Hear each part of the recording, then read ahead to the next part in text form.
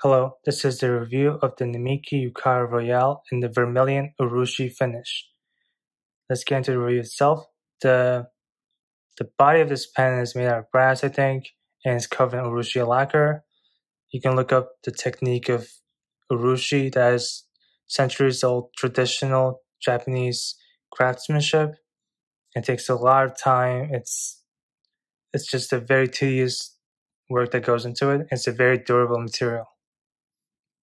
Let's get into the clip. As you can see, it says Namiki on it, and you have the Namiki logo. You have a serial number on top, V260, I think.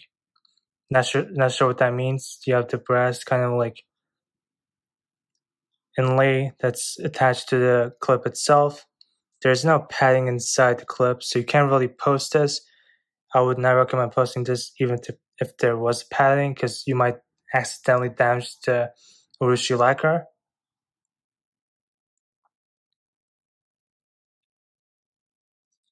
You have metal threads inside. Now let's get into the nib itself. You have a size 20 pilot nib. Has Mount Fuji on it. Has Namiki logo, Namiki 18 karat gold nib.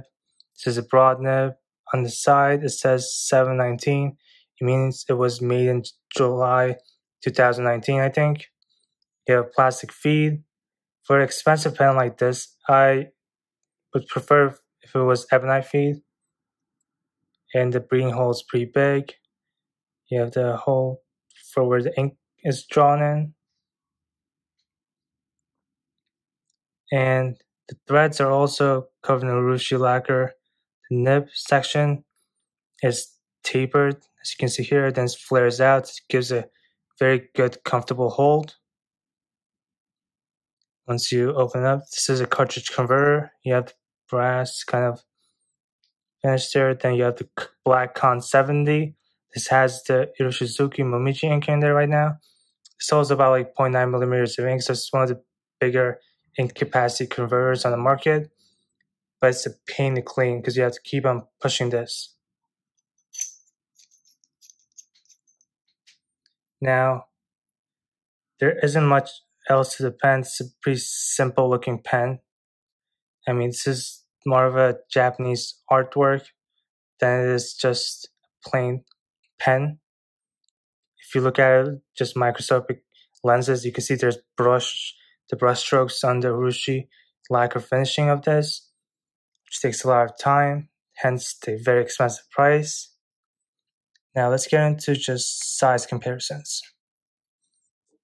Here I have the Mont Blanc 149. As you can see, pretty much the same size. Then have the Lime Safari for just general purposes, which is not a small pen. So this tells you how big the pen is. Then you have Custom 23. As you can see, pretty much the same length, but a lot slimmer than the Yukari Royale. Then you have the 1911 large, which is just dwarfed by the Yukari Royale. Then you have the Pelican 800. As you can see, now when you uncap, I'm going to be very careful so I don't damage the Urushi lacquer.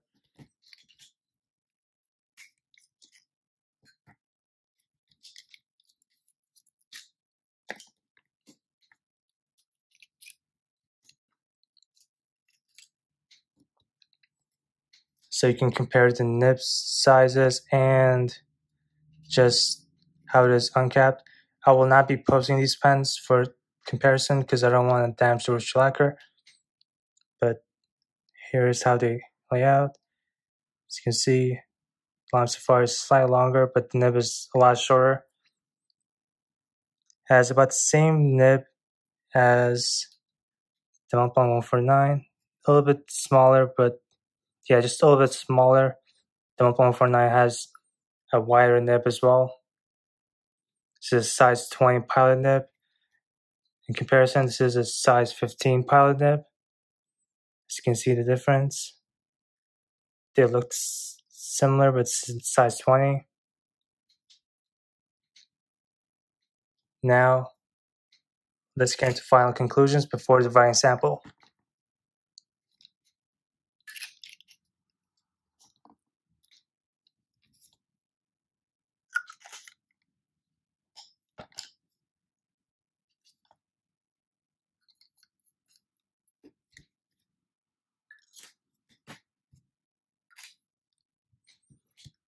Okay, so what I like and what I don't like about this pen.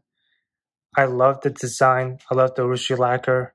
I love the craftsmanship that goes into making this pen. I love the writing experience. It has some feedback, but it's a very smooth nib. It's a broad nib. And I just love the overall design of this pen. What I don't like is the price and what comes with the price. So this is retail at $1,500, which is a ridiculous amount of money for a pen. I got this for about $1,200, which is still more than I will ever pay for a pen ever again. This is my Grail pen, hence why I paid twice as much as I paid for any other pen. So yeah, but I wish the feed was ebonite for a $1,500 retail pen. I wish this was ebonite, just like the Namiki Emperor, which I believe is ebonite feed, if I'm not mistaken. But yeah, but I like the filling system. Some people might say, oh, for an expensive pen like this, they wish it was a piston filler or eyedropper or anything like that. But I prefer cartridge converters for Urushi lacquer pens because it's easier to clean. So there's not like moving parts that could further damage the Urushi lacquer. But yeah, for that's about it for my overall general impressions of the pen. Now let's get into the writing experience. Let's get into the writing sample.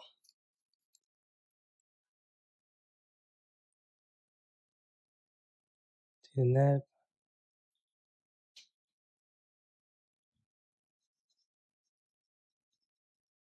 This is a broad nib.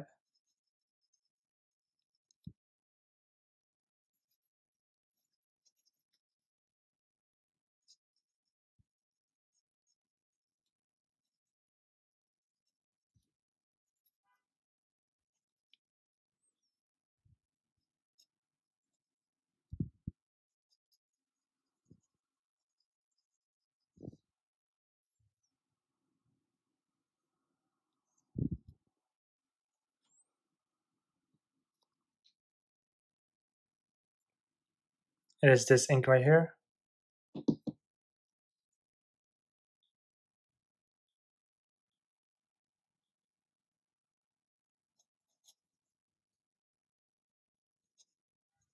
Oops. It was my fault, not the pen. This is a very smooth pen with just slight feedback. Just a good type of feedback, just like the Custom 23. This is a broad nib. There isn't that much line variation. There's some, but I would not use this for that.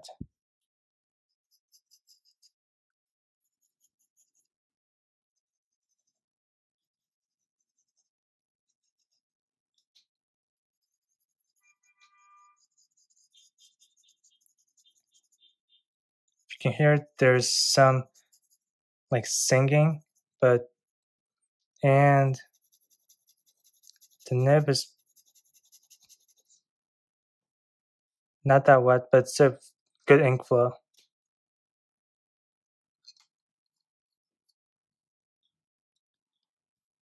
This is my review of the Urushi Lacquered Yukari Royale.